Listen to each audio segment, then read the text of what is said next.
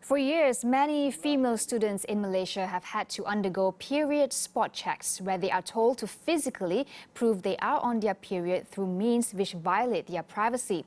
The Education Ministry has recently issued a circular banning such practices, but there are calls for clearer directives on reporting mechanism and action to be taken against those who continue to conduct period spot checks on girls. We speak to Janelle Tan from All Women's Action Society.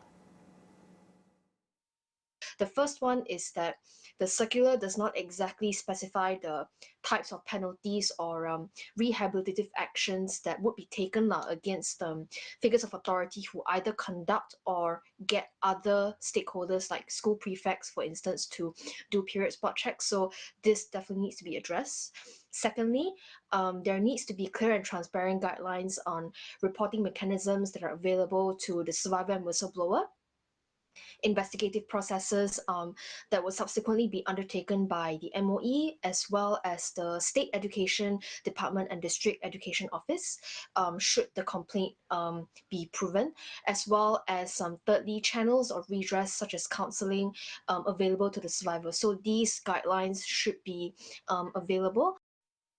Janelle called for the Education Ministry's circular on banning period spot checks to be extended to all schools in the country.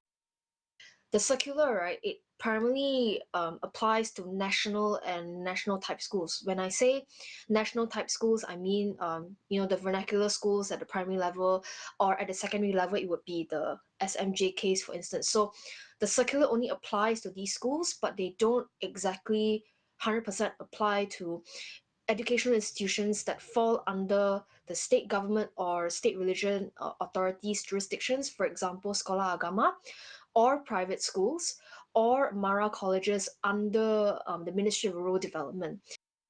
Based on AWAM's April 2021 testimony analysis, out of 215 incidents of sexual harassment in schools, period spot checks make up almost 60% of the violations.